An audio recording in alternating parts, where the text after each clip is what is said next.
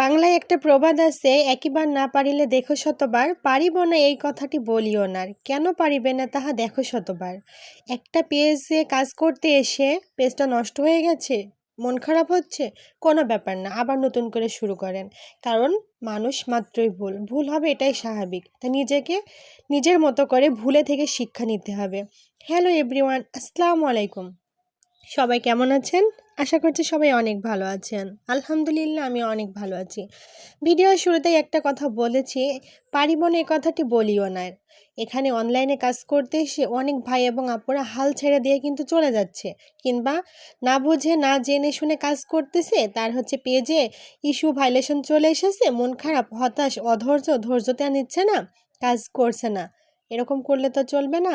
যারা একদম নতুন তাদেরকেই বলতেছি, হতাশ হওয়া যাবে না, অধৈর্য হওয়া যাবে না।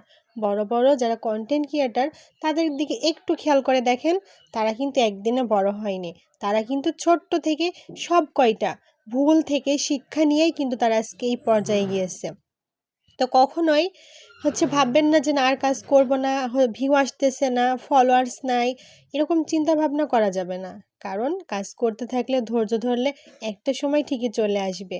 কারণ পরিশ্রম সাফল্যের চাবিকাঠি। আপনার পরিশ্রম কখনোই আপনাকে ঠকাবে না। আপনার সমাজের সবাই আপনাকে ঠকাতে পারে, কিন্তু আপনার পরিশ্রম কখনোই আপনাকে ঠকাবে না। আপনি যদি পরিশ্রম করতে জানেন, অবশ্যই সফলতা আপনার হাতে এসে ধরা দিবে। তো যাই হোক, অনেক কথা বললাম। কাজ করতে হলে অবশ্যই আমাদেরকে ধৈর্য নিতে হবে। ধৈর্যর কোনো বিকল্প নাই। আসলে যখন কারোর আর্নিংয়ের কথা শুনি, সত্যি মনটা অনেকটাই ভরে যায়। এই আর্নিংটা একটা মানুষ ভাবতেছে, সে যদি পারে আমরা কেন পারবো না, আমি কেন পারবো না, আপনি কেন পারবেন না? অবশ্যই পারবে। কারণ সে একজন মানুষ, আমিও একজন মানুষ। তার যদি ইচ্ছা শক্তি ধৈর্য থাকে, আমার কেন নাই, আমি কেন পারবো না, আপনি কেন পারবেন না? আমাদের সবার ইচ্ছা শক্তি অটুট রাখতে হবে এখানে কাজ করতে হলে। কারণ পরিশ্রম তো আপনাকে করতেই হবে। আরে বোকা, ঘুমায়ে সাফল্য দেখলে বোকার স্বর্গে বাস করা। নিজে পরিশ্রম করেন, সাফল্য ঠিকই আপনার কাছে চলে আসবে।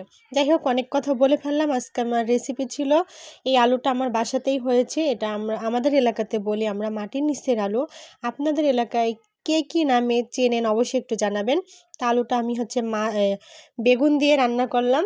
তো এখানে আমি একটু মাছও ভেজে নিচ্ছি। আমার মেয়েটা ভীষণ মাছ ভাজি পছন্দ করে, এতটাই মাছ ভাজি পছন্দ করে, সে মাছ ছাড়া তো চলতেই পারে না।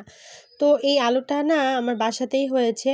তো এই আলুটা খেতে অনেক ভালো লাগে। আপনারা কেউ কখনো খেয়েছেন কিনা, কিংবা কিভাবে রান্না করেন, সেটাও আমাকে অবশ্যই একটু জানাবেন। আর মাছ ভাজি তো অনেকেরই মাছ ভাজি অনেক পছন্দ। তো আমার মেয়েটাও ভীষণ মাছ ভাজি পছন্দ করে। তো যাই হোক, আমাদের এখানে কাজ করতে হলে সবাই মিলেমিশে কাজ করতে হবে, এবং সবাই অফুরন্ত ভালোবাসা দিতে হবে। কারণ ভালোবাসা ছাড়া কেউ কখনো জীবনে সফলতা অর্জন করতে পারেনি। যতই কঠিন কাজ হোক না কেন, যদি মন থেকে ভালোবাসা থাকে, অবশ্যই সেই কাজটা সহজ হয় এবং সহজ হয়ে যায়। তাই আমরা একে অন্যের পাশে থাকব, সবাই মিলে কাজ করব। ওই যে শুরুতেই বলেছি, সবাই মিলে করি কাজ, হারি জিতি নাহিলাজ। আমরা সবাই মিলেমিশে কাজ করব, আমরা সবাই আমাদের স্বপ্নগুলো পূরণ করব। তো মাছ ভাজি প্রায় হয়ে গেছে, মাছগুলো এখন আমি উল্টাই নিচ্ছি। ভিডিওটা আপনাদের কেমন লাগলো অবশ্যই জানাবেন, এবং কে কোথা থেকে ভিডিওটা দেখছেন অবশ্যই একটু কমেন্ট বক্সে জানাবেন। তো সবাই ভালো থাকবেন, সুস্থ থাকবেন, নিরাপদে থাকবেন। আপনাদের সবার জন্য অনেক অনেক দোয়া রইল, আপনাদের সবার জন্য অনেক অনেক শুভকামনা রইল। আজকের রেসিপি ছিল মাটির নিচের আলু এবং মাছ ভাজি। তো সে পর্যন্ত সবাই ভালো থাকবেন। আজকের মতো বিদায় নিচ্ছি। আল্লাহ হাফিজ। ভিডিওটা দেখার জন্য অসংখ্য ধন্যবাদ। আসসালামু আলাইকুম।